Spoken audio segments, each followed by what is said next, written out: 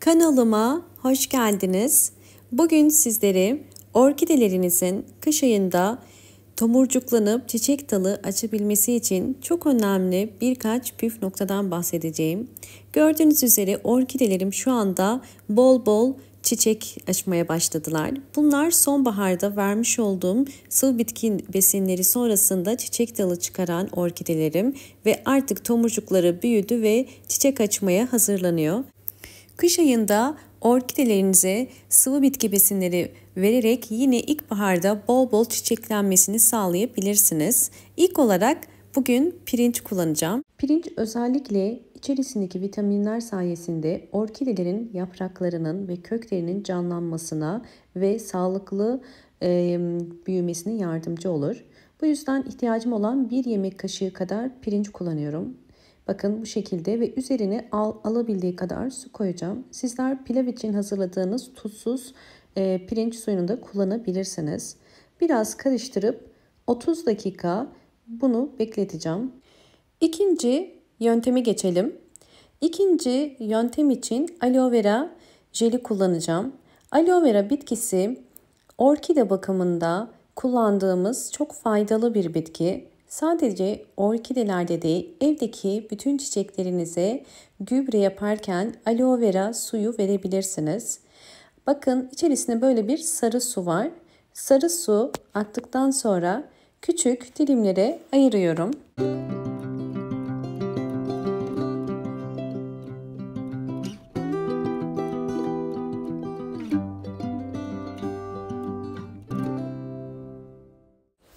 İkinci yöntemde aloe vera suyundan faydalanmak için bu şekilde bir robotun içerisine küçük küçük dilimlediğim aloe vera yapraklarını koydum ve üzerine 200 ml su koydum. Şimdi blenderdan geçiriyorum.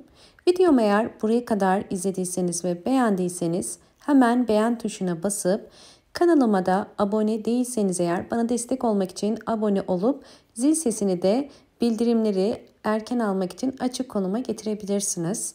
Evet, robottan geçirdim. Püre haline getirdim.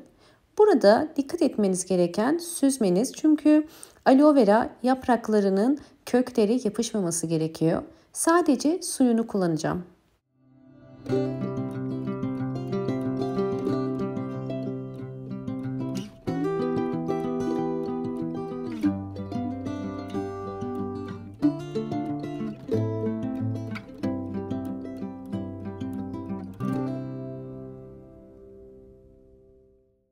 Evet, ilk olarak daha önceden 30 dakika beklettiğim pirinç suyunu süzüp bir cam sürahinin içerisine koyuyorum. Ölçü olarak şöyle yakından bakarsanız 500 mililitre pirinç suyu koydum ve pirinç suyunun üzerine hazırlamış olduğum aloe vera suyunu koyacağım. Aloe vera suyu da yaklaşık olarak 300 milim kadar. Yani 500 milim pirinç suyunun içerisine 300 milim aloe vera suyu koydum.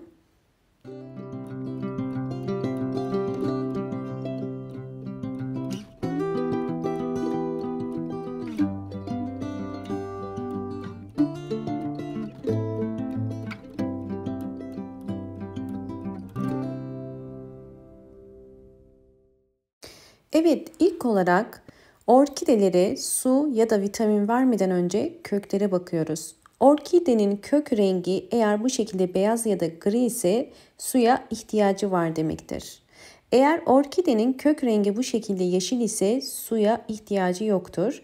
Eğer kökler bu şekilde yeşil iken su verirseniz orkideyi fazla suladığınız için köklerde çürüme, yapraklarda sararma ve çiçeklerde solma olur.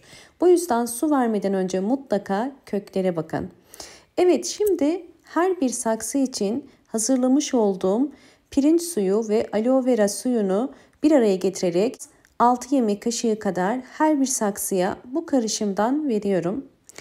Kesinlikle bu tarz sıvı bitki besinlerini çok sık ya da çok fazla vermeyin. Her bir saksı için 6 yemek kaşığı ideal ve bu karışımı ayda bir kere vermeniz yeterli. Özellikle bu ayda vereceğiniz karışımlar orkidelerinizin ilkbahar ayında çiçek dalı çıkarmasını kolaylaştırır. Bu tarz karışımlar sadece çiçeksiz orkidelere değil, çiçekli orkidelerinize de verebilirsiniz.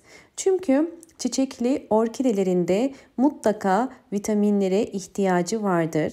Gördüğünüz üzere suyun içerisinde biraz bekleyince kök rengi değişti. Gri kökler yavaş yavaş yeşil oluyor. Buradan da kök renginden su ihtiyacının nasıl karşılandığını görmüş oluyoruz. Kesinlikle her zaman köklere bakarak orkidelere su verin. Sıvı bitki besinlerinin orkide üzerindeki gelişimini paylaşacağım.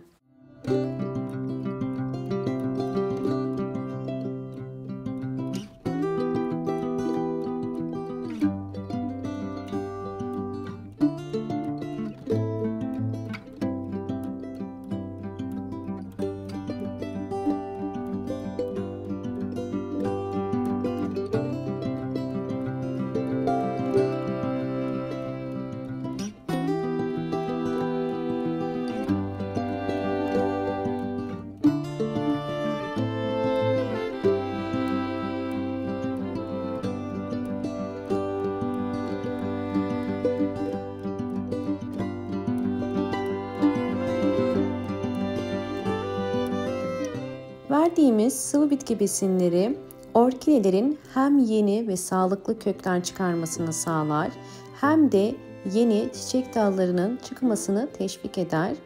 Ve sizlere son bir püf nokta daha. Bundan önce eğer videomu izlediyseniz ve beğendiyseniz hemen beğen tuşuna basıp kanalıma da abone değilseniz eğer bana destek olmak için abone olursanız çok mutlu olurum. Bol bol yorumlar yapıp yorumlar kısmında da sorularınız varsa sorabilirsiniz. Orkidelerin bu şekilde bol bol çiçeklenmesi vermiş olduğumuz belirli aralıklarla sıvı bitki besinlerinin sonuçları. Ve özellikle orkidelerinizi kış ayında bol ışık alan bir pencere kenarına konumlandırmanız gerekiyor.